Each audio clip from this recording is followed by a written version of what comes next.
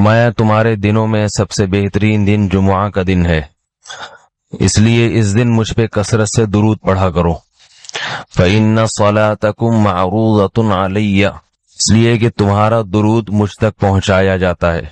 सहाबी ने पूछा, या रसूल अल्लाह कैफ़ तुअरज़ु अलैका सलातुना वक़द अरमता, हमारा दुरूद आप तक कैसे पहुंचाया जाएगा जबकि आप जब दुनिया से जाएंगे, कब्र में जिस्म आपका खत्म हो जाएगा, तो हमारा दुरूद आप तक कैसे पहुंचेगा। तो आप सल्लल्लाहु अलैहि वसल्लम ने फरमाया, इन्नल्लाह हर्रम अलल अर्ज़ि अजसादल अंबिया, अल्लाह ताला ने पैगंबरों के जिस्मों पर जमीन पर पैगंबरों के जिस्मों को हराम कर दिया। जमीन किसी पैगंबर के जिस्म को कभी खत्म नहीं करती। तो ये भी उम्मत का इजमाई अकीदा है कि जितने भी अंबिया हैं उनके जिस्म बिल्कुल सलामत रहते हैं। शुहदा में तो ये बहुत ज्यादा मुशाहिदा होता है, बहुत सारे शुहदा के जिस्म सलामत रहते हैं। तो एक और हदीस में आप सल्लल्लाहु अलैहि वसल्लम ने फरमाया, मन सल्ला अलैया सलातन सल्लल्लाहु बिहा अशरा, जिसने मुझ पर एक दफा दुरूद भेजा। दुरूद कहते हैं नबी सल्लल्लाहु अलैहि वसल्लम के लिए अल्लाह ताला से खुसूसी रहमत की दुआ करना। एक होता है आम दुआ, किसी के लिए भी रहमत। सलात कहते हैं खुसूसी रहमत जो अल्लाह अपने खास बंदों पे करता है। इसलिए सलात का जो लफ्ज है ना, ये दुरूद और सलात ये पैगंबर के अलावा किसी के लिए जायज नहीं है, क्योंकि ये सलात खास किसके खासा है, ये पैगंबरों का। इसलिए हम अल्लाहुम्मा सल्ली अला मुहम्मद तो कह सकते हैं, लेकिन यूं नहीं कह सकते अल्लाहुम्मा सल्ली अला फुलान। तो वो सल्ली जो है ना, सलात, ये खास किस्म की रहमतें होती हैं जो अल्लाह पैगंबरों पर भेजते हैं। तभी कुरान में आता है उलाइका अलैहिम सलावातुम मिर रब्बिहिम रहमा, कि जो लोग सब्र करते हैं उन पर अल्लाह की खुसूसी रहमतें भी हैं और रहमत भी है। तो पता चला सलात और रहमत में फर्क है। सलात आला किस्म की रहमतों को कहते हैं। तो आप सल्लल्लाहु अलैहि वसल्लम ने फरमाया, जिसने मेरे लिए एक मर्तबा रहमत की दुआ की, दुरूद शरीफ पढ़ा मेरे लिए, तो अल्लाह उस पर 10 रहमतें भेजते हैं। और जुमुआ के दिन ज्यादा फजीलत है दुरूद शरीफ पढ़ने की। अलबत्ता ये जो जुमुआ के दिन में हदीस मशहूर है कि 80 साल के गुनाह माफ होते हैं जुमा के दिन दुरूद पढ़ने से, ये हदीस सनद के लिहाज से कमजोर है। लेकिन ये जो मैंने हदीस पढ़ी कि जुम्मे का दिन सबसे बेहतर दिन है, फअक्सिरू अलैया मिनस सलाती फीही, लिहाजा इस दिन मुझ पे कसरत से दुरूद पढ़ा करो, ये बिल्कुल सही हदीस है। तो जुमुआ के दिन दुरूद शरीफ की इजाफी फजीलत है। आज चूंकि जुमुआ का दिन है इसलिए मैंने कहा कि इस बारे में थोड़ी सी बात करूं। एक और हदीस में आता है रसूलुल्लाह सल्लल्लाहु अलैहि वसल्लम ने फरमाया, ला तजअलू कब्री ईदा वसल्लु अलैया फइन्न सलातकुम तबलुगुनी हैथु कुंतुम, फरमाया मेरी कब्र को ईदगाह ना बनाओ। जैसे मेलों की जगह होती है ना, मेले ठेले, ईद पे जब सब लोग जमा होकर खुशियां मनाते हैं, तो जैसे मज़ारों पे होता है ना, कव्वालियां हो रही हैं और ये मेले ठेले हो रहे हैं आजकल देखा है। तो पहले जमाने में भी जब कोई नेक आदमी दुनिया से जाता था तो लोग उसकी कब्र पे धरने मार के बैठ जाते थे, और वो मुजाविर और ये सब जो हमारे यहाँ होता है। तो आप सल्लल्लाहु अलैहि वसल्लम ने मना किया कि मेरी कब्र के साथ ये कुछ मत करो, अलबत्ता मुझ पे दुरूद पढ़ा करो। और फरमाया कि तुम जहां से भी दुरूद पढ़ोगे ये मुझ तक पहुंचेगा। और हदीस में रसूलुल्लाह सल्लल्लाहु अलैहि वसल्लम ने फरमाया, मा मिन अहदिन युसल्लिमु अलैया इल्ला रद्दल्लाहु अलैया रूही फअरुद्दु अलैहि, कि जब भी कोई मुझ पर सलाम भेजता है अल्लाह मेरी रूह को मेरे जिस्म में लौटाते हैं और मैं उसके सलाम का जवाब देता हूँ। अब ये कैसे होता है, चूंकि ये बरज़ख की जिंदगी में है, लिहाजा इसकी कैफियत में और गहराई में जाने की इजाजत नहीं है। जैसे अल्लाह बेहतर समझते हैं ये होता है, इसकी हकीकत का हमें इल्म पूरी तरह नहीं है, बरज़खी जिंदगी है। और हदीस में आता है रसूलुल्लाह सल्लल्लाहु अलैहि वसल्लम ने फरमाया कि रग़िम अनफु रजुलिन ज़ुकिरतु इंदहु फलम युसल्ली अलैया, उस शख्स की नाक खाक आलूदा हो जाए जिसके सामने मेरा नाम लिया जाए, मेरा तज़किरा हो और वो मुझ पे दुरूद न पढ़े। एक और हदीस में आप सल्लल्लाहु अलैहि वसल्लम ने फरमाया, अल बखील मन ज़ुकिरतु इंदहु फलम युसल्ली अलैया, वो शख्स कंजूस है, बखील है जिसके सामने मेरा नाम आए और मुझ पे दुरूद न पड़े। यानी इतनी बड़ी शख्सियत और इतने बड़े मोहसिन आजम का तज़किरा आ रहा है और इसकी जबान से दुआ भी नहीं निकलती, तो इससे बड़ा कंजूस दुनिया में कौन हो सकता है। एक और हदीस में आप सल्लल्लाहु अलैहि वसल्लम ने एक शख्स को दुआ मांगते हुए देखा जिसने दुरूद शरीफ पढ़े बगैर दुआ शुरू कर दी। तो आप सल्लल्लाहु अलैहि वसल्लम ने फरमाया इसने दुआ में जल्दी की है। फिर फरमाया तुम में से जब किसी शख्स को दुआ मांगनी हो तो पहले अल्लाह की हम्दो सना पढ़े, फिर मुझ पर दुरूद भेजे। कुरान मजीद में भी अल्लाह ने हुक्म दिया, इन्नल्लाह व मलाइकतहु युसल्लूना अलन नबी, कि अल्लाह और उसके फरिश्ते, अल्लाह भी रहमत भेजते हैं और फरिश्ते भी रहमत की दुआ करते हैं। या अय्युहल्लज़ीना आमनू सल्लु अलैहि वसल्लिमू तस्लीमा, ईमान वालो तुम भी मोहम्मद सल्लल्लाहु अलैहि वसल्लम पर दुरूद भेजा करो और सलाम भेजा करो। दुरूद और सलाम में फर्क यह है कि दुरूद अल्लाह की रहमत और सलामत कहते हैं कि हर बुराई से, हर मुश्किल से, हर मुसीबत से बचाएं। तो कमाल जब ही होता है जब अल्लाह हर शर से बचा लें और इजाफी रहमतें भी भेजें। तो उलमा ने दुरूद शरीफ की हिकमतों में लिखा है कि दुरूद शरीफ जो अल्लाह ने हमें पढ़ने का हुक्म दिया, इसकी बुनियादी वजह तो सबको मालूम है कि सबसे ज्यादा एहसानात इस कायनात में अल्लाह के बाद किसके हैं? मोहम्मद सल्लल्लाहु अलैहि वसल्लम। तो आप सल्लल्लाहु अलैहि वसल्लम के एहसानात सबसे ज्यादा हैं इंसानियत पर। इंसान को इंसान आप सल्लल्लाहु अलैहि वसल्लम ने बनाया, और अहले इस्लाम तो सबसे ज्यादा उन एहसानात के तले दबे हुए। तो हम कोई भी इबादत अगर कर रहे हैं, दुआ भी अगर मांग रहे हैं, तो ये भी किसकी वजह से तौफीक मिल रही है? नबी सल्लल्लाहु अलैहि वसल्म, क्योंकि आप सल्लल्लाहु अलैहि वसल्लम ने ही ये सारी चीजें सिखाई हैं।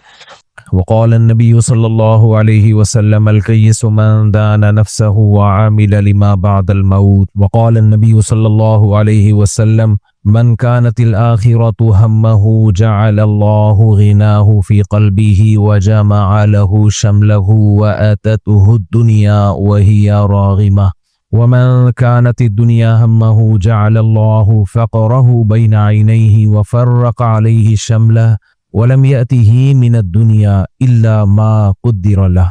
कुरान मजीद की आयत और नबी सल्लल्लाहु अलैहि वसल्लम की अहादीस पढ़ी है। अल्लाह ताला से दुआ है अल्लाह ताला सही तरह से बात के सुनने की, समझने की, और फिर अल्लाह हम सबको अमल की तौफीक अता फरमाए। वज़रू ज़ाहिरल इस्मी व बातिना, कुरान मजीद कहता है कि ज़ाहिरी गुनाहों को भी छोड़ो और बातिनी गुनाहों को भी, यानी वो गुनाह जो खुले आम होते हैं, जो लोगों को नजर आते हैं, उन गुनाहों से भी तौबा करो, और वो गुनाह जो छुप के करते हो, वो गुनाह जो छुप के करते हो, उन गुनाहों से भी तौबा करो। गुनाह का लफ्ज हर मजहब में इस्तेमाल होता है। जो लोग मजहब को नहीं मानते, उनकी नजर में नेकी और गुनाह कोई चीज नहीं, बल्कि उनकी नजर में लीगल और इल्लीगल का लफ्ज इस्तेमाल होता। कहते हैं जो काम लीगल है वो कर सकते हो, जो इल्लीगल है वो काम नहीं कर सकते। जैसे हलाल और हराम ये टर्म मजहब की है, इस्लाम की टर्म है, इस्लाम की इस्तिलाह है। मुल्की कवानीन में या सेकुलर लोगों के यहाँ हलाल और हराम की टर्म यूज नहीं होती। उनके यहाँ लीगल इल्लीगल, बस लीगल और इल्लीगल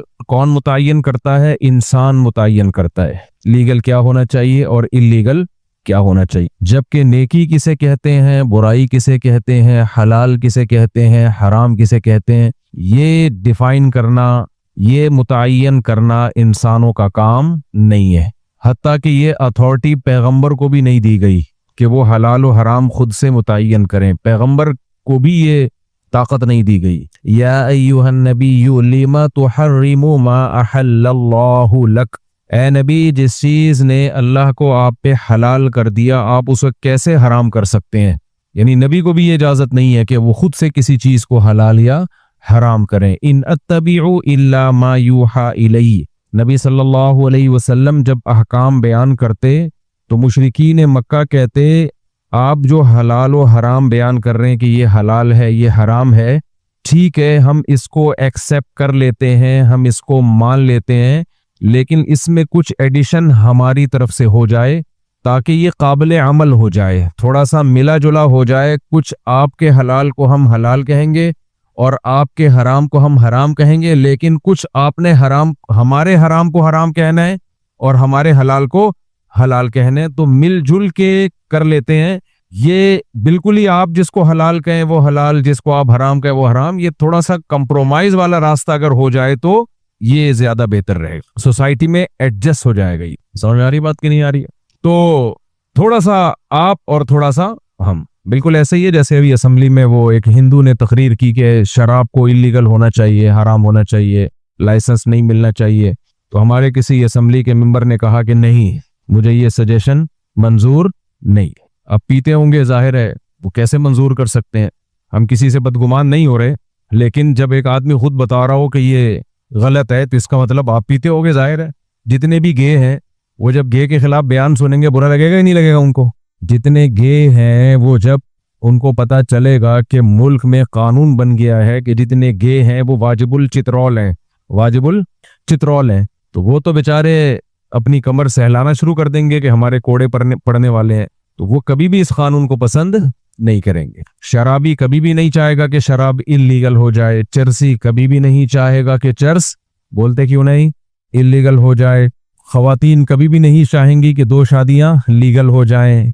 कानून जब इंसान बनाता है तो वो कानून जिस पे उसके मफाद पे जद पड़ती है, जो उसके अगेंस्ट जा रहा हो, तो वो कभी भी कानून नहीं बनाया जाएगा जो आप ही के खिलाफ जा रहा हो। इसलिए लीगल इल्लीगल की बहस एक अलग है कि मुल्क में लीगल क्या है इल्लीगल क्या है। ये तो मुल्क चलाने वाले लोग बताते हैं कि इल्लीगल क्या है और लीगल क्या है। तो ये आप वकीलों से, जुम्मे का एक बयान वकीलों का भी होना चाहिए, वकीलों ही का जुम्मा हो, वकीलों ही का क्राउड हो, वो आपको बताते रहेंगे कि लीगल क्या है और इल्लीगल क्या है। हम जो यहाँ मिंबर पे बैठते हैं आपको ये बताने के लिए नहीं कि लीगल क्या है इल्लीगल क्या है, हम तो ये बताने के लिए बैठते हैं हलाल क्या है और हराम क्या। और इस हलाल और हराम में बाज दफा वो हमारे भी अगेंस्ट जा रही होती है वो चीज, तो हमें फिर भी बताना पड़ता है। क्या ख्याल है? 4 बीवियों में अदल करना जरूरी है, ये मेरे अगेंस्ट जा रही है, मैं तो चाहूंगा मैं आजाद हो जाऊं, क्या ख्याल है? लेकिन हमें बोलना पड़ता है कि नहीं पड़ता? बोलना पड़ता है कि नाजायज है भाई, बराबरी करनी पड़ेगी आपको। हर शख्स चाहता है कि मैं पाबंदियों से आजाद हूं, मैं शादियां तो पूरी करूं लेकिन पाबंदियों में ना जकड़ा जाऊं। ये हर शख्स की ख्वाहिश होती है, जिसे कहते हैं ना मीठा मीठा हप हप और कड़वा कड़वा थू थू। तो अब कोई मौलवी साहब हलाल और हराम बताएं या कोई भी मजहबी रहनुमा, तो वो बेचारा खुद भी वो तमाम कवानीन उसके ऊपर भी अप्लाई हो रहे होते हैं। तो इसलिए मेरे भाई लीगल इलीगल से ज्यादा ना हलाल और हराम के चक्कर में पड़ा करो, समझ रहे हो? लीगल इलीगल में भी पढ़ो ताकि हुकूमत सजा ना दे, गैर कानूनी काम मत करो। अब लीगल इलीगल और हलाल हराम में एक फर्क और आपको बता दूं, मैंने बयान में बताया था कि स्मगलिंग से जो आमदन होगी वो आमदन हलाल होगी। स्मगलिंग अगरचे गलत काम है, इलीगल होने की वजह से उस पे बहुत सारे लोग चीख उठे थे जो स्मगलिंग कर नहीं रहे थे या उन बेचारों को मौका नहीं मिल रहा स्मगलिंग का। बहुत सारे चीख उठे, ये मौलवी देखो गैर कानूनी कामों की लोगों को तरगीब दे रहा है, ये लोगों को स्मगलर बना रहा है। उस पर मैंने वजाहती बयान जारी किया था, मैं स्मगलिंग की तरगीब नहीं दे रहा, गैर कानूनी है, इससे मुल्क को नुकसान होता है, इसलिए मत करो। और मैं तो सिर्फ ये बता रहा हूं कि स्मगलिंग से जो आमदन आएगी तो ये काम नाजायज होके भी वो आमदन जायज होगी। समझ में आ रही है बात? बाज दफा काम नाजायज होता है गैर कानूनी होने की वजह से, अर्निंग हलाल होती है, इसलिए कि अर्निंग का ताल्लुक हलाल और हराम से है। और हलाल और हराम करना किसका काम है? अल्लाह का काम है। तो अल्लाह ने कहा है कि अपने हलाल पैसों से कोई चीज खरीदी हो, उसको बेच के जो अर्निंग होगी वो हलाल होगी आपकी। उसको हराम कहने के लिए कुरान और सुन्नत से कोई दलील चाहिए। आप कह सकते हैं फिर स्मगलिंग के नाजायज होने की कुरान और सुन्नत से कोई दलील? कुरान ने हुक्म दिया है उलुल अम्र की इत्तिबा करो, जो हाकिम है उसकी इत्तिबा करो। तो हमने दोनों में बैलेंस कर लिया ना। क्या ख्याल है भाई? मुफ्ती का काम यही होता है कि जो जितनी बुरी है उसको इतना कहा जाए। इसी फतवे में यही तो चीज सीखी जाती है। आजकल के जो स्कॉलर मार्केट में आ रहे हैं उन बेचारों को नहीं पता कि कौन सी चीज कितनी नाजायज है और कहां तक है, वो आपको कंफ्यूजन में डालते हैं क्योंकि प्रॉपर वे में उन्होंने इल्म सीखा नहीं है, इल्म पढ़ा नहीं है। तो स्मगलिंग अगर उससे मुल्क को नुकसान हो रहा है तो वो क्या है? नाजायज। क्यों? अतीउल्लाह व अतीउर रसूल व उलिल अम्रि मिनकुम, अल्लाह रसूल की भी इताअत करो और जो हाकिम है, हुकूमत है, उसके कानून को भी फॉलो करो, बशर्ते कि वो कानून शरीयत के खिलाफ ना हो। क्योंकि ला ताअत लिमखलूकिन फी मासियतिल खालिक, खुदा की नाफरमानी में आप मखलूक को फॉलो नहीं कर सकते। खुदा की नाफरमानी में हाकिम भी आता है। हुकूमत अगर आपको नमाज पढ़ने नहीं देती तो भी पढ़नी पड़ेगी आपको नमाज। हुकूमत कहती है दाढ़ी काट दो तो भी दाढ़ी रखना क्या है? लाजिम है। आप हुकूमत के कानून को फॉलो नहीं कर सकते, इसमें खिलाफ शरीयत है। लेकिन जहां खिलाफ शरीयत ना हो, उसका ताल्लुक इंतजाम से है, मैनेजमेंट से है, तो फिर हुकूमत के कानून को फॉलो करना लाजिम है। स्मगलिंग में यही होता है कि अगर लोगों को परमिशन दे दी जाए अल इतलाक स्मगलिंग की तो मुल्क की इकोनॉमी बैठ जाती है, नुकसान होता है कंट्री को। इसलिए उलमा ने कहा है कि स्मगलिंग करना ठीक नहीं है, लेकिन उसकी अर्निंग के हलाल या हराम होने का लीगल या इलीगल से नहीं है। अर्निंग जब हराम होगी जब आप शराब बेचेंगे, अर्निंग आपकी जब हराम होगी जब आप चोरी के माल से प्रोडक्ट खरीद के बेचेंगे। स्मगलिंग आपकी जब हराम होगी जब आप मुर्दार फरोख्त करेंगे या बहनों की विरासत का पैसा खा के माल खरीद के फरोख्त करेंगे। आपका अपना पैसा है, आप जो प्रोडक्ट खरीद रहे हैं वो भी जायज है, तो उसकी जो अर्निंग होगी वो आप ही की होगी। बल्कि इस्लाम ये कहता है कि वो पैसा लोगों का हुकूमत के लिए गसब करना हराम है। समझ में आ रही है बात कि नहीं आ रही है? कस्टम वाले वो खा जाते हैं ना कि आप इलीगल लेकर आए हो। आप किस बेस पे खा रहे हो भाई? गवर्नमेंट आपसे ले लेती है, किस बेस पे ले रही है गवर्नमेंट? इलीगल काम पे आपको सजा मिल सकती है, आपकी चीज कोई हड़प नहीं कर सकता, वो इजाजत नहीं है। समझ में आ रही है बात कि नहीं आ रही है? लेकिन गवर्नमेंट इतना इलीगल का मौलवियों को मशवरा देती है जो गवर्नमेंट के फेवर में जा रहा है, उसमें गवर्नमेंट कहती है कि आप इसको प्रमोट करें, आप बताएं ये नाजायज है। आप जो लोगों के माल को हड़प कर जाते हो, अब स्मगलिंग की कोई चीज आई, आपने बेच के वो पैसा खा लिया, मुद्दजिल्लुहु ला लिया, स्मगलिंग का पैसा खा लिया, आपके लिए कहां से हलाल हो गया वो? इस्लाम में जिसका माल वो उसका मालिक है, जिसने अपने पैसों से माल खरीदा, मिल्कियत किसकी है? बोलो भाई, उसी की है। उसकी मिल्कियत को उसकी मर्जी के बगैर आप गसब नहीं कर सकते। और अगर आपने किसी वजह से उसको रख लिया तो उसकी वैल्यू, कीमत उसको देनी पड़ेगी आपको। समझ में आ रही है बात? आप कह सकते हैं एक बंदा गाड़ी लेकर आया, पकड़ी गई, गवर्नमेंट ने गाड़ी पकड़ ली और चल भाई 2 छितर लगा के इसको घर बेच दिया। भाई उसकी गाड़ी जो पैसों से उसने खरीदी है वो पैसे आप उसको वापस करें, पैसे आप हजफ नहीं कर सकते। इस्लाम इस बारे में बहुत सख्त है कि किसी का माल किसी के लिए भी हलाल नहीं है, हुकूमत के लिए भी हलाल नहीं है। हुकूमत लोगों के माल की मुहाफिज है इस्लाम में, ना कि लोगों के माल की गासिब है। आप कह सकते हैं फिर तो लोग धड़ाधड़ स्मगलिंग करेंगे, उनको पता है कि मेरा माल तो गवर्नमेंट हड़प कर नहीं सकती है, गवर्नमेंट मेरा माल रख के मुझे पैसे वापस देगी, तो चलो वापस पैसे मिल गए तो ठीक है, नहीं तो गाड़ी मिल गई तो ठीक है, नहीं तो पैसे तो मिल ही जाएंगे। उसका जवाब यह है कि हुकूमत रोके ना, सजाएं दे लोगों को। भाई तुम इलीगल काम कर रहे हो जिसकी वजह से मुल्क की मईशत बैठ रही है, हम तुम्हारी कोई चीज गसब नहीं करेंगे, तुम्हारा माल है, तुम रखो या वापस करो, इसके पैसे लो और इसको वापस दो, या फिर हम नीलाम करें, जितने का बिक गया तुम्हारा वगैरह वगैरह जो भी है, तो लगाए ना कोड़े, उसके छितर लगाए। कस्टम वालों का हराम का धंधा बना हुआ है कि नहीं बना हुआ? बोलो, हराम का धंधा बना हुआ है। देखो इस्लाम में ना कुछ अहकाम ऐसे हैं जो गैर मुस्लिमों के यहाँ उसकी 2 टके की वैल्यू नहीं है, लेकिन इस्लाम में बहुत वैल्यू है इसकी। मैं आपको जरा समझाने की कोशिश करता हूं एक मिसाल से, अल्लाह करे समझ में आ जाए। थोड़ा सा मुश्किल है क्योंकि कुछ फिक़ही चीजें और इस्तिलाहात जब इस्तेमाल होती है ना तो फिर थोड़ा सा मुश्किल हो जाता है, लेकिन मैं कोशिश करूंगा आसान करके समझाऊं। आप लोग जरा जहन को तैयार कर लें समझने के लिए कि इस्लाम में किसी का पैसा हड़प करना कितना बड़ा जुर्म है, किसी भी लेवल से, किसी भी उन्वान से। मैंने आपको 100 रुपए दिए, उसके बदले में मैंने आपसे 101 रुपए खरीदे, हलाल है या हराम है? बोलो, बोलो ना, हराम है। क्यों? इसलिए कि 100 ही है। जब उसके बदले में मैं 101 ले रहा हूं तो ये एक इजाफी आपसे ऐसा इजाफा ले रहा हूं जिसके मुकाबले में आपसे कुछ नहीं ले रहा मैं, तो ये 1 रुपए आपकी रजामंदी से भी क्या है? हराम है। इसको फिक़ा की इस्तिलाह में कहते हैं ये 1 रुपए वो है जो खाली अनिल इवज है, इसके मुकाबले में कोई मुआवजा नहीं है। समझ में आ रही है बात? इसके मुकाबले में कोई मुआवजा लिया नहीं जा रहा, तो ये जुल्म है। लेकिन इसी 100 रुपए की मैं घड़ी खरीदता हूं जिसकी मार्केट वैल्यू 100 है, और मैं आपको अब ये 100 रुपए की घड़ी 101 रुपए में फरोख्त करता हूं। ये 1 रुपए जो इजाफी आपसे ले रहा हूं ये हराम है या हलाल है? हलाल है। फर्क क्या हो गया? सवाल पैदा होता है। अब ये चीज समझने की, जरा खोपड़ी शरीफ हाजिर करें, आप टोपियां उतार लें ताकि डायरेक्ट बात पहन के रखें, पहन कर। सिग्नल डायरेक्ट कैच होते हैं ना तो रेज आती है डायरेक्ट तो घुस जाती, लेकिन बाल भी तो है ना सर पे। जिनके सर पे बाल नहीं है वो जल्दी समझ जाएंगे, लेकिन सवाल पैदा होता है अगर वो समझदार होते तो सर पे बाल क्यों नहीं है उनके, उन्हें टिंड क्यों कराई हुई है, सर्दियों में टिंड क्यों कराई हुई है उन्होंने? सवाल पैदा होता है कि नहीं होता?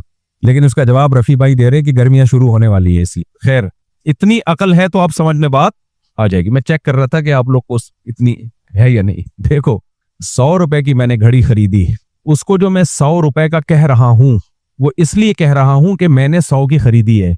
शरीयत में वो 100 की नहीं है, शरीयत में जो कीमत उसकी लगा दी जाए वो उसी कीमत की। ये तो मैंने फर्ज कर लिया ना 100 की है, मैंने 100 की घड़ी खरीदी। अब वो घड़ी मैंने 101 की बेचूं, 1 करोड़ की बेचूं, जितने की भी बेचूंगा वो सारे पैसे इस घड़ी के मुकाबले में कहलाएंगे। 1 रुपए भी खाली अनिल इवज नहीं है, उसमें 1 रुपए भी ऐसा नहीं है जो मुआवजे से खाली है, जिसका आपको कोई बदला नहीं मिल रहा। मैंने 100 रुपए की घड़ी खरीदी तो वो 100 रुपए की, आपको 101 की बेची तो 101 की है, आपको 10 लाख की बेची तो 10 लाख की है। वो जो 10 के 10 लाख मैं आपसे ले रहा हूं, उनमें 1 रुपए भी मैं मुआवजे से खाली नहीं ले रहा, पूरे 10 लाख का आपको मुआवजा दे रहा हूं घड़ी की सूरत में। 1 रुपए भी इजाफी नहीं है, क्योंकि किसी भी चीज की कीमत आपस में जो तय हो जाए वही है। मार्केट वैल्यू तो एक अलग चीज है, वो हो सकता है किसी भी चीज की हो, लेकिन बहुत से लोग कभी मार्केट वैल्यू से ज्यादा कीमत लगा रहे होते हैं, कभी मार्केट वैल्यू से कम। उसमें बहुत सारी चीजें पेश नजर होती हैं। एक घड़ी है, इसकी कीमत फर्ज करें मार्केट में 5,000 है।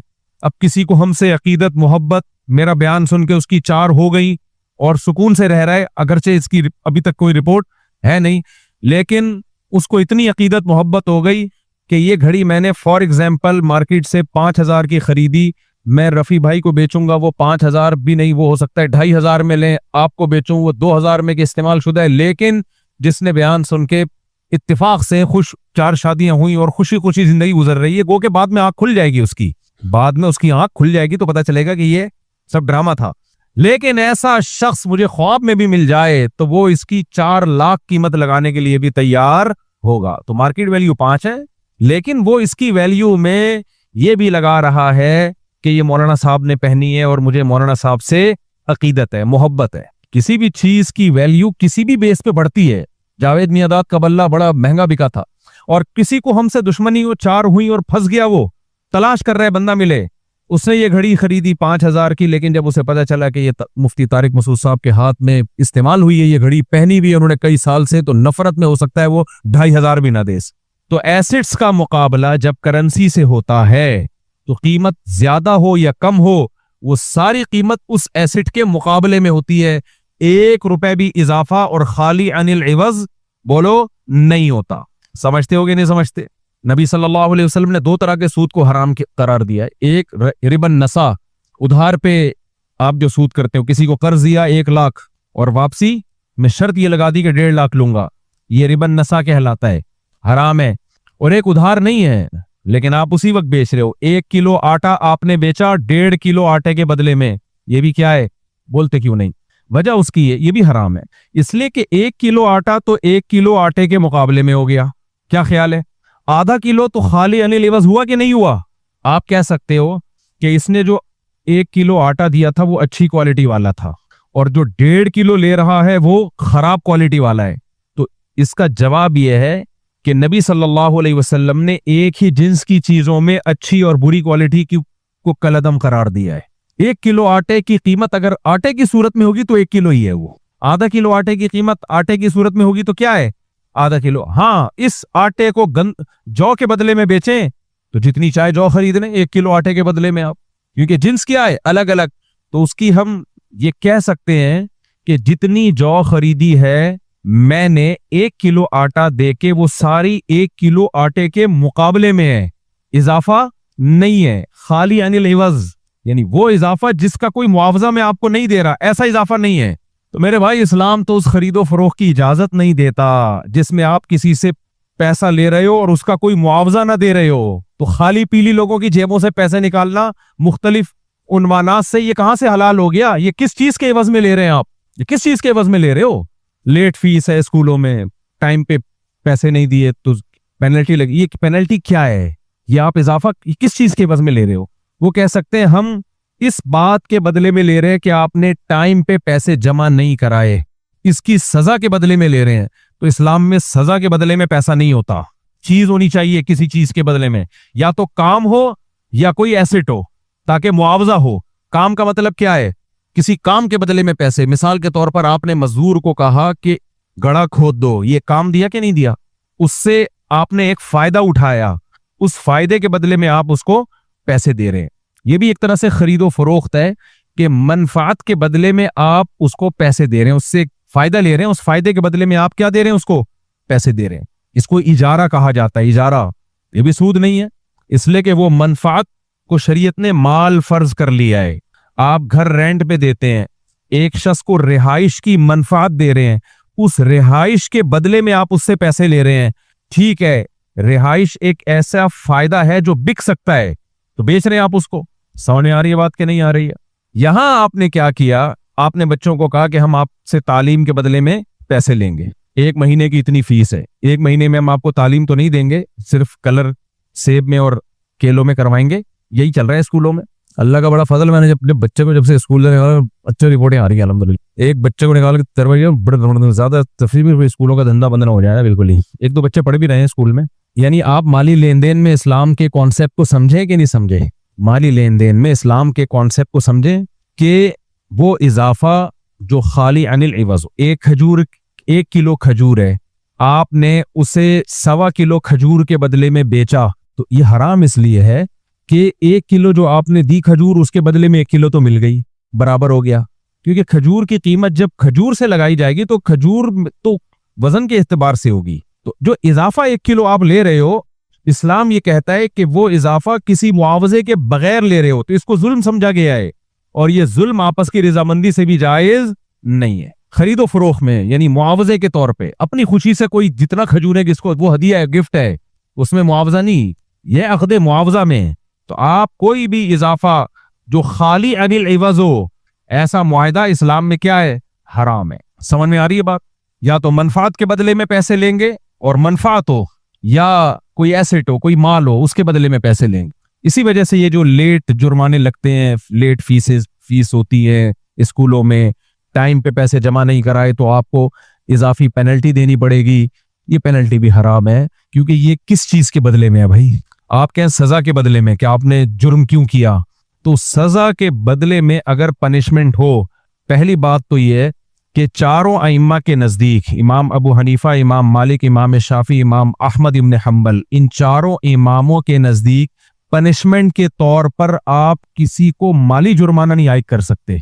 और उसकी दलील यही है कि पैसा किसी मुआवजे के बदले में होगा, या गिफ्ट के तौर पर कोई अपनी खुशी से दे तो होगा, अदरवाइज किसी का पैसा आपके लिए हलाल नहीं है। क्योंकि सही हदीस है, ला यहिल्लु मालु इम्रिइन मुस्लिमिन इल्ला बितीबी नफ्सिन मिन्हु, किसी मुसलमान का माल उसकी मुकम्मल रजामंदी के बगैर हलाल नहीं है।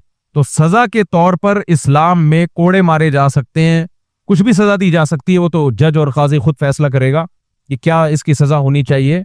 चारों अइम्मा के नजदीक जो उनका वो कौल, जो मुफ्ताबी कौल है, मुफ्ताबी कौल उसे कहते हैं कि शाज़ अक़वाल तो मिलते हैं हमें बहुत सारे, जो इन चारों फ़िक़ा का जिस पे फतवा दिया गया है वो जायज नहीं है। समझ में आ रही है बात? बाज लोग दलील में देते हैं कि नबी सल्लल्लाहु अलैहि वसल्लम के दौर में भी माली सजाएं दी गई हैं। भाई माली सजा दे के लिया नहीं गया किसी का माल। इब्तदाए इस्लाम में ऐसा हुआ है कि जैसे किसी के माल को जला दिया गया, आग लगा दी गई, जाया कर दिया गया। जाया करना अलग चीज है, इसको ताजीर फिल माल कहते हैं, और एक है ताजीर बिल माल, पैसों के बदले में लेके छोड़ देना, ये अलग चीज है। लेकिन वो भी इब्तदाए इस्लाम में, वो भी मनसूख है। तो चारों अइम्मा के नजदीक ये जायज नहीं है।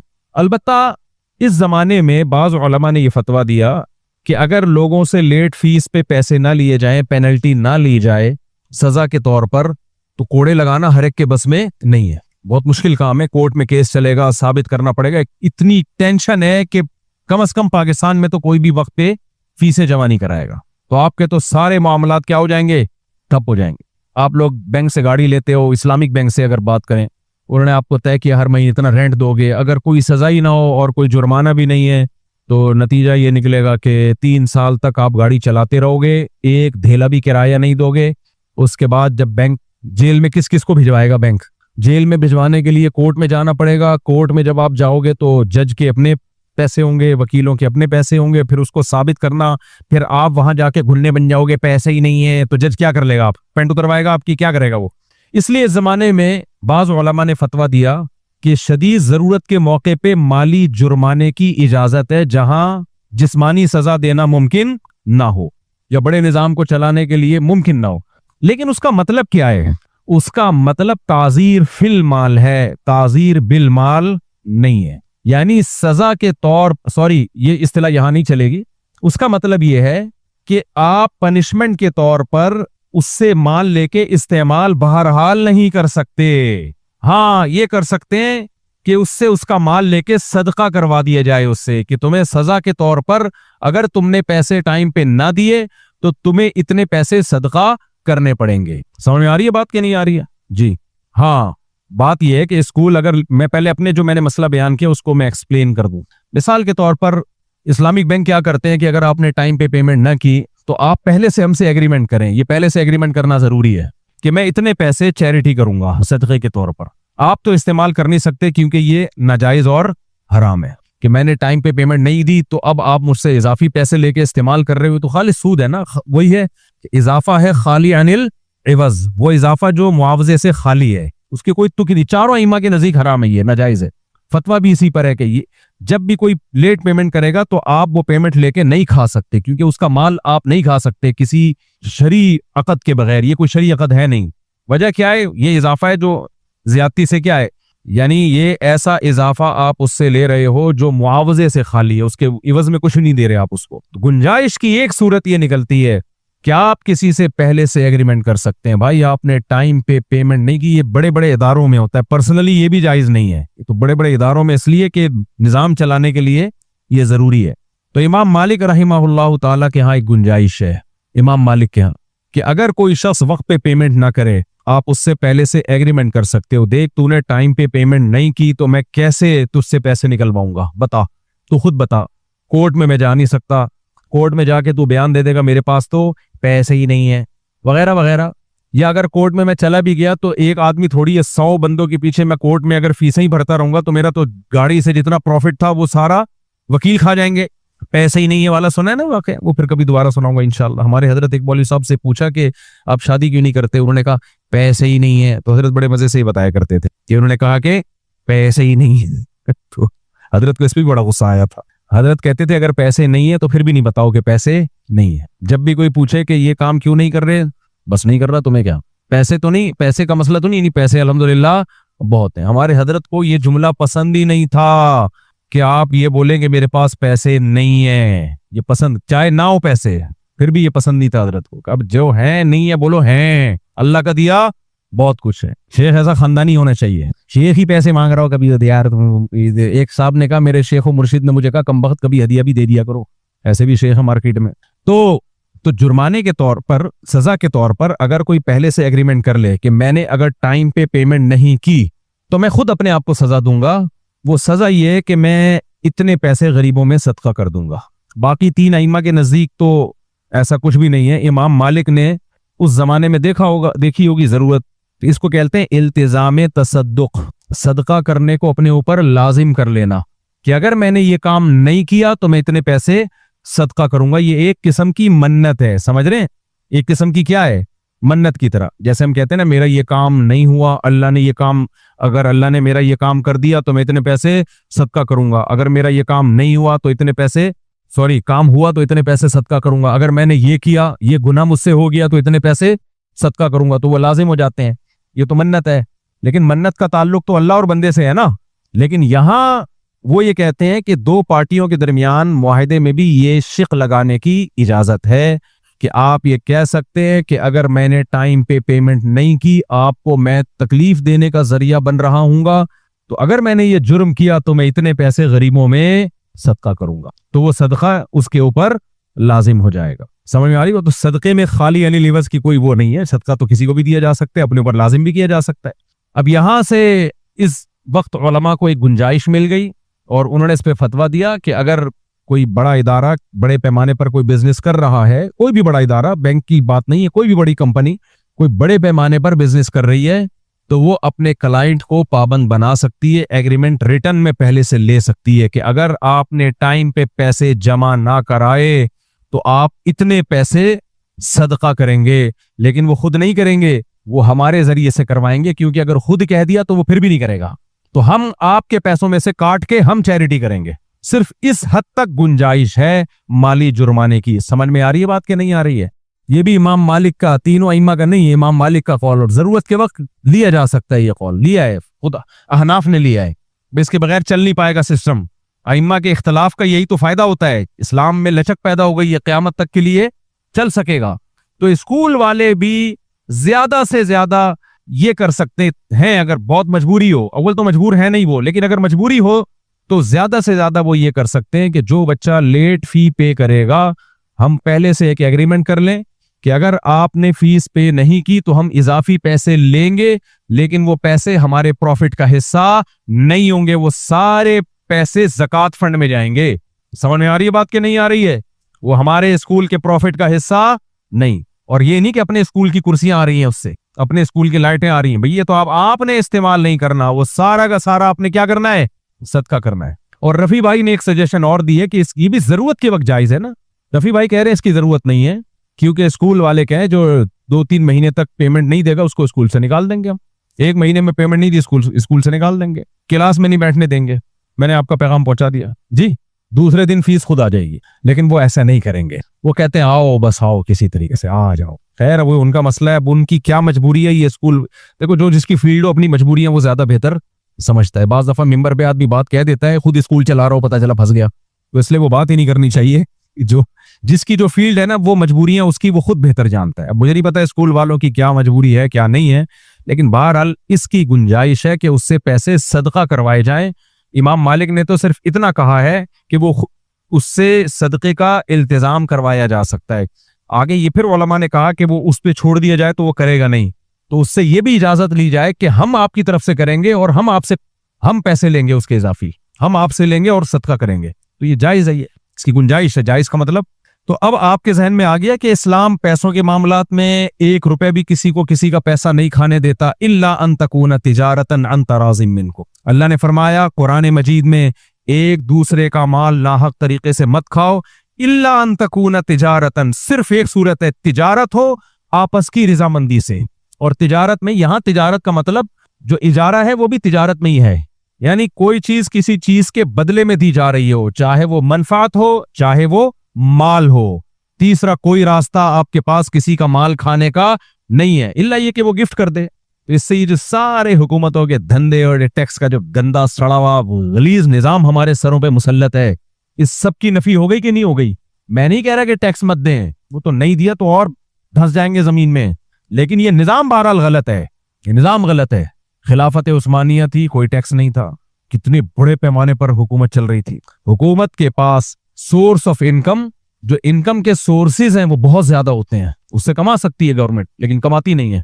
अभी सोलर प्लेटों पे भी खबरें आ रही हैं, पहले बहुत सस्ती कर दी, खूब धड़ाधड़ लोगों ने खरीदी, अब नेट मीटरिंग पे जो वो यूनिट के आपको पैसे दे रहे हैं उससे आदमी कहता है ये ना देते तो ज्यादा अच्छा था। हमने मस्जिद में इतना महंगा सोलर सिस्टम लगवाया, नेट मीटरिंग के लिए तरस रहे हैं, 6 महीने से ज्यादा हो गए, इतना रुला दिया है, इतना रुला दिया है।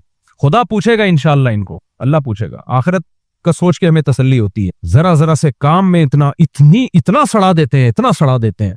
बाहर मुल्कों में चाहे वो जैसे भी हों, निजाम गैर इस्लामी है। देखो गैर इस्लामी कानून जब कहीं नाफिज होता है तो उसके बाद में नताइज बहुत भयानक निकलते हैं, और जो निकल रहे हैं। लेकिन जिन चीजों का ताल्लुक मैनेजमेंट से है, इंतजामिया से है, वो 100% ठीक है। सारे काम वहां लोगों के फोन पे हो जाते हैं, यहाँ आते ही एक अजीब सी वहशत शुरू हो जाती है, कोई काम ही नहीं होता। भाई यार बिजली हम सूरज से खुद बना रहे हैं, खुदा के बंदो, इस पे तो हमें कुछ सहूलत दो ना। कितना पैसा लोगों का खर्च हो गया, अब पॉलिसी क्या हो रही है? पहले लोगों को लालच दी, उससे फायदा ये हुआ। इसकी मिसाल ऐसे है कि जब बाहर से कोई बड़ा ताजर हेलमेट खरीद लेता है ना ज्यादा बड़ी तादाद में, तो पुलिस को ऑर्डर आता है हेलमेट पे सख्ती करो, सब लोग हेलमेट खरीद लेते हैं, वो अरबपति बन जाता है, उसके बाद हेलमेट पे सख्ती खत्म। ये चल रहा है हमारे यहाँ system, it is not system but it is system.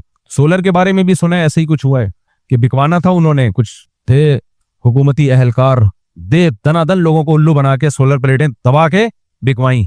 अब पॉलिसी क्या कर दी? सख्त कर दी। कोई बात नहीं मेरे भाई, जितना हुकूमत से जान छुड़ा सकते हो छुड़ाओ। अच्छा, मैं जब पाकिस्तान के फेवर में बात करता हूं तो लोग समझते हैं हुकूमत का पिट्ठू। भाई मुल्क से मोहब्बत अलग चीज है, हुकूमतों से मोहब्बत, मैं पागल नहीं हूं, इनसे मोहब्बत करूं यार, क्या हो गया है। मुल्क की जहां डिफेंस की बात आएगी भाई जैसा मर्जी है बचाना है, इससे भी ज्यादा खराब हो जाए फिर भी बचाना है। क्योंकि पाकिस्तान गया ना तो बार बार एक बात कहता हूं, सोलर प्लेटें सस्ती नहीं हो जाएंगी, ऐसी कत्लो गारत होगी कि तुम्हारी नस्लें याद रखेंगी, नस्लें। भूखे शेरों को छोड़ दिया जाए ना किसी एक इंसान पे, वो उसका वो हशर नशर नहीं करते जो बैनुल अक़वामी ताकतें मेरे और आपका हशर नशर करेंगी। इसलिए डिफेंस में बहरहाल अपनी फोर्सेस का साथ देना है। बाकी अपने घर के मसले एक दूसरे को बुरा भला कहो, एहतजाज भी करो, कंटेनर लाके रोडों को ब्लॉक भी करो, ये तो करो, इसके तो हम कह रहे हैं करो। अभी गुल प्लाजा में जो आग लगी है, कोई असर हुआ कराची वालों पे? मुझ समेत, मैं बार बार कहता हूं, मैं अपने आप को भी दाखिल करता हूं, हम सब कराची में जितने लोग रहते हैं मुझ समेत, गैरत खत्म। अल्लाह ना करे ऐसी 10 बिल्डिंगें और जल जाएं, हम बेगैरती के आदी हो चुके। तो अल्लाह ताला ने तो उस कौम की हालत नहीं बदली। कुरान कह रहे ना हो जिसको ख्याल आप अपनी हालत के बदलने का। इन्नल्लाह ला युगय्यिरु मा बिकौमिन हत्ता युगय्यिरु मा बिअनफुसिहिम। तो सिंध के मुकद्दर में जिल्लत थी, जिल्लत है, और हालात से ऐसा लग रहा है जलील होते रहेंगे, क्योंकि हमें जलील होने की, मुझ समय भी दाखिल हो भाई, आदत हो गई, यूज्ड टू हो गए हम लोग, यूज्ड टू। बाकी डिफेंस की जहां बात आएगी, ऐसा नहीं हो सकता कि हमारी कमजोरी से फायदा उठा के कोई पड़ोसी मुल्क हमें आंखें दिखाना शुरू कर दे, चमाट मारेंगे रख के मेरे भाई, ऐसा नहीं है, चमाट मारेंगे। एक ही तो चीज बची है हमारे पास, मजबूत डिफेंस, वो भी गया तो है, बढ़ गया प्रोग्राम। एक चीज खूबी बची है, हम इन हालात में उससे भी कंप्रोमाइज कर लें, ये नहीं हो सकता मेरे भाई, ये नहीं हो सकता। बाकी हम फौज का साथ देंगे डिफेंस के मामले में, वो देंगे, क्योंकि ये खून हमारी इस जमीन पे, अगर मुल्क के दिफा के लिए खून गिरा, इससे बड़ी सआदत क्या है? क्योंकि ये मुल्क मुसलमानों का मुल्क है। इस मुल्क ये कमजोर हुआ तो यहाँ बहुत खून खराबा होगा। तो वो तमाम फौजी जो हमारे बॉर्डर पे लड़ रहे हैं, डिफेंस कर रहे हैं, हम सब उनके साथ हैं और उनको हम मोटिवेट करते रहेंगे इंशाल्लाह। हम किसी सियासी इख्तलाफ में अपनी लिमिट को क्रॉस नहीं करेंगे, लिमिट को क्रॉस नहीं कर सकते हम। लिमिट क्रॉस करके मुल्क के डिफेंस ही पे अपने फौजियों के मरने पर हम खुशियां मनाना शुरू कर दें, ये नहीं हो सकता। खैर, कहां से कहां बात चली गई। तो हम बात ये कर रहे थे, वो मुआवजा जो, वो क्या है बे, खाली यानी लेवज हो, जो इजाफा मुआवजे से खाली हो, इस्लाम में क्या है, वो हराम है। तो आप किसी से 1 रुपया भी नहीं ले सकते हैं। टैक्स का जो इस्लाम में निजाम है, उसकी हैसियत क्या है? उसकी हैसियत ये है, इज्तिमाई काम इज्तिमाई पैसों के बगैर मुमकिन नहीं है। यही है ना। मैं एक आसान सी मिसाल से बात समझाता हूं। एक गली में आपने रोड बनाना है जिसका फायदा सबको होगा, और ये रोड का बनना भी बहुत जरूरी है, और उस रोड को इस्तेमाल भी सब लोग करेंगे। क्या ख्याल है?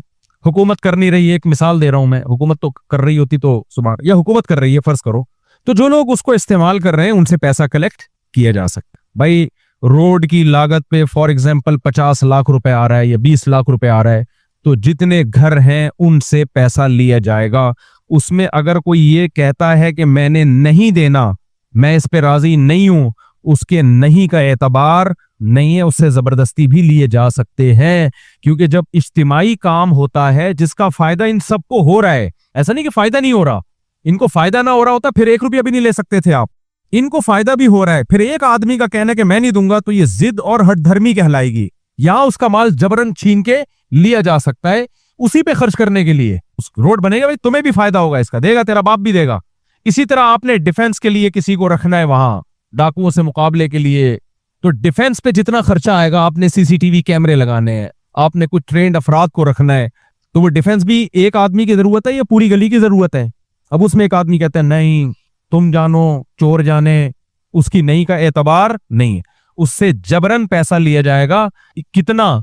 इतना जितना डिफेंस के लिए जरूरी है, इससे ज्यादा नहीं। ज्यादा लिया वापस करना पड़ेगा आपको। तभी ये जो इज्तिमाई कुर्बानियां मस्जिदों में होती हैं, इनमें मैं बार बार एक मसला बयान करता हूं, इनमें मस्जिदों की इंतजामिया 2 चीजों को खल्त मल्त कर देती है। 2 चीजों को, बोलो ना इधर तवज्जो यार, ये गार्ड तब्दील होते रहते हैं, आप जब भी कोई नया गार्ड आता है उसको देख रहे होते हैं। तो मदरसे या मस्जिदों की इंतजामिया जो कुर्बानियां कर रही होती हैं, बाज लोग, सब नहीं, वो 2 चीजों को खल्त मल्त कर देते हैं। वो 2 चीजें क्या है भाई? या तो आप लोगों के वकील बन के लोगों को इज्तिमाई कुर्बानी की एक सहूलत दे रहे हैं आप, या आप बिजनेस कर रहे हैं।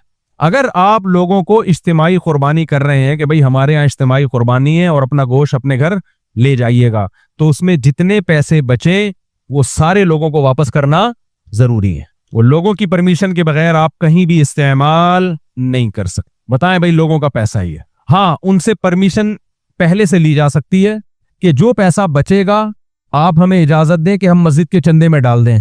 लोग कहते हैं हमारी तरफ से इजाजत है, तो भी जब बचेगा तो कोई शख्स आ सकता है कि मैंने उस वक्त इजाजत दी थी, अब मैं इजाजत वापस ले रहा हूं, जो पैसे बच गए मुझे वापस करो, तो उसको भी देने पड़ेंगे वापस। क्योंकि ये पेशगी सदका है, तो ये सिर्फ एक जबानी बात हो सकती है, इसकी शरी हैसियत नहीं है कुछ भी। जब तक सदका कंप्लीट नहीं हो जाता उस वक्त तक सदक़े का इरादा या वादा करने वाले को हर वक्त ये ऑप्शन है कि वो अपने वादे या इरादे को वापस ले ले, क्योंकि एक तरफा वादा है, कोई एग्रीमेंट थोड़ी है। उसका पैसा है, वो ना देना चाहे तो ना दे। समझ में आ रही बात कि नहीं आ रही है?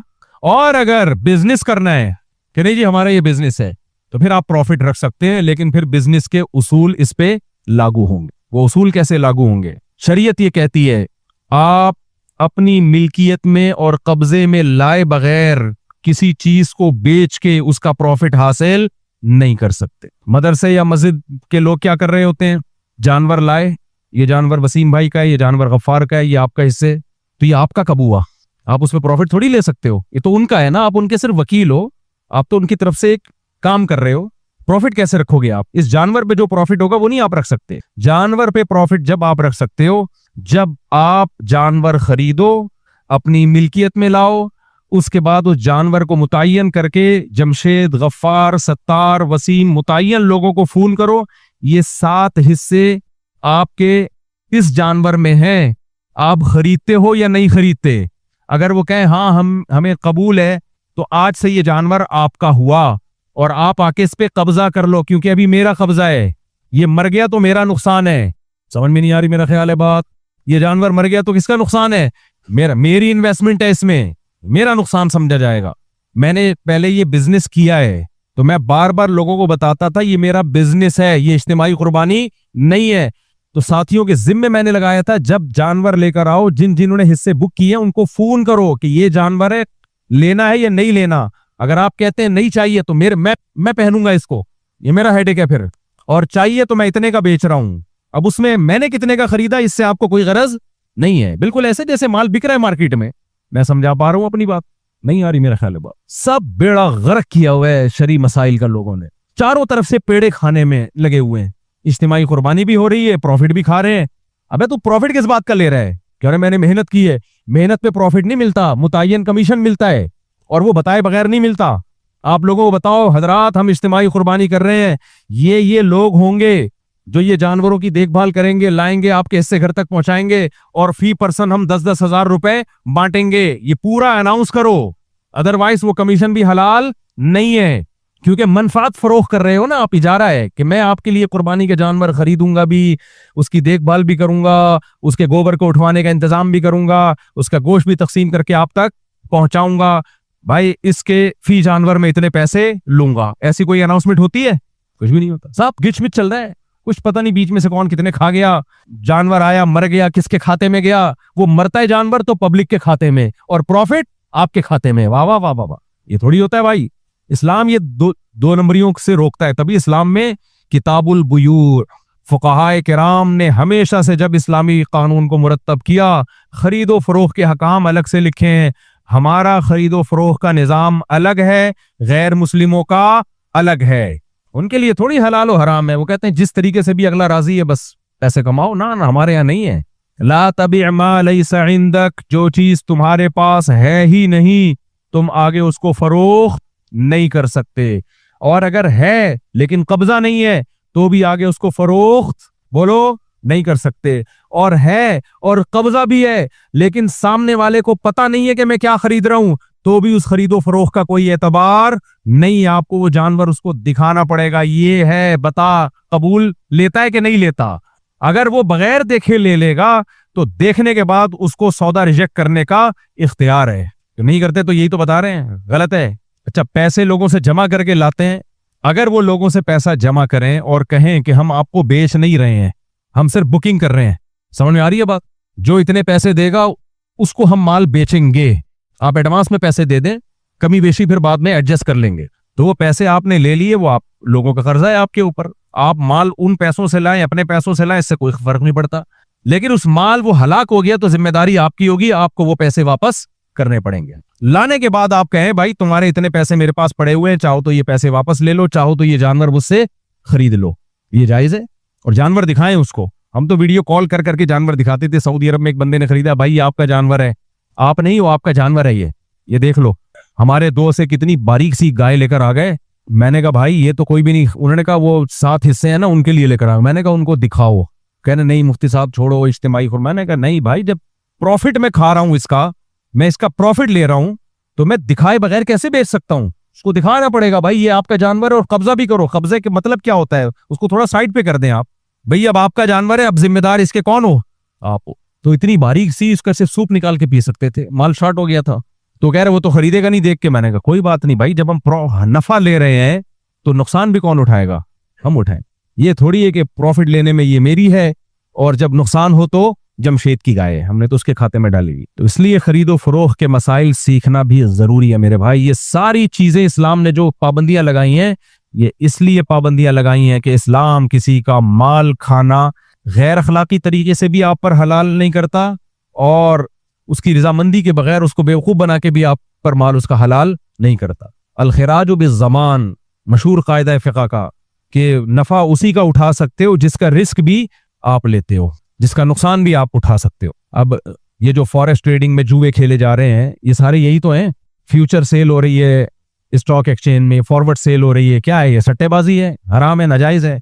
अच्छा, जायज करने वाले मुफ्ती आपको मार्केट में हर जगह मिले। गामदी साहब ने तो खालिसतन जो हराम सूद था जिसकी कोई गुंजाइश नहीं थी उसको भी हलाल कर दिया। बड़ी जुर्रत दलेरी की बात है यार। ऐलान जंग अल्लाह का सूद के खिलाफ, कितनी शदीद वईदें हैं, कितने आराम से हलाल किए। हमारे एक दोस्त हैं, बड़ी बहस की, उन्होंने कहा वो यही बिजनेस करते हैं करेंसी का ना, डॉलर को बेच के महंगे दामों खरीद, डॉलर को ही महंगे खरीद रहे होते हैं। मैंने उनको बहुत समझाया हराम है। उन्होंने कहा जनाब गामदी साहब का फतवा। मैंने कहा यार गामदी साहब तो हजरत ईसा अलैहिस्सलाम की हयात का इंकार करते हैं। गामदी साहब कोई रिलायबल मुफ्ती नहीं है। किताबें पढ़ के कोई डॉक्टर बन सकता है? प्रैक्टिस होनी चाहिए किसी क्लिनिक में। उलमा का एक सिलसिला है। लोग जवाब में पता है क्या कहते हैं, यहूद और नसारों में भी तो अक्सरियत गुमराह है, वो भी तो मक्खी पे मक्खी बिठाते थे, अपने बड़ों को फॉलो करते थे और कुरान ने उनकी बुराइयां बयान की कि उनके उलमा गुमराह थे, तो मुसलमानों में नहीं हो सकते? उसका जवाब है कि नहीं हो सकते, इसलिए कि इस उम्मत की हिफाजत का अल्लाह ने वादा किया। ये उम्मत इतने बड़े पैमाने पर गुमराह नहीं हो सकती कि गामदी सही हो बाकी सारे गुमराह हो जाए। ना ना ना ना, इस उम्मत की देखो, तौरात में तहरीफ हो सकती है कि नहीं हो सकती? क्यों? तौरात की हिफाजत का अल्लाह ने वादा नहीं किया। इंजील में तहरीफ मुमकिन थी कि नहीं थी? क्यों? इंजील की हिफाजत का अल्लाह ने वादा नहीं किया। कुरान में तहरीफ मुमकिन है? क्यों? कुरान की हिफाजत का अल्लाह ने वादा किया है। क्यों वादा किया है? आखिरी किताब है, अगर इसमें भी तहरीफ मुमकिन हुई तो अल्लाह की हुज्जत बंदों पर तमाम ही नहीं होगी। तौरात में तहरीफ हुई, कोई बात नहीं, इंजील का इंतजार करो, नई किताब आएगी। इंजील में तहरीफ हुई, कोई बात नहीं, अल्लाह अपने बंदों को लवारिस नहीं छोड़ेगा, गाइड करेगा, कुरान नाजिल करेगा। अब कुरान के बाद कोई किताब आ नहीं सकती है। अब अगर ये तहरीफ हो गई तो मेरे भाई फिर अल्लाह का हमें पता कैसे चलेगा हमसे क्या चाहता है क्या नहीं चाहता? क़यामत में हम कहेंगे अल्लाह जैसे तौरात में तहरीफ, इंजील में तहरीफ, हमें क्या पता ये भी तेरी बातें थी भी कि नहीं थी? हो सकता है मौलवी साहब अपनी तरफ से लगा रहे हो। तो मेरे भाई कुरान में जैसे तहरीफ मुमकिन नहीं है, इसी तरह याद रखो यहूद और नसारा के सारे उलमा गुमराह हो सकते थे, ये मुमकिन था उनमें उनका जो एक गामदी साहब हो वो ठीक हो।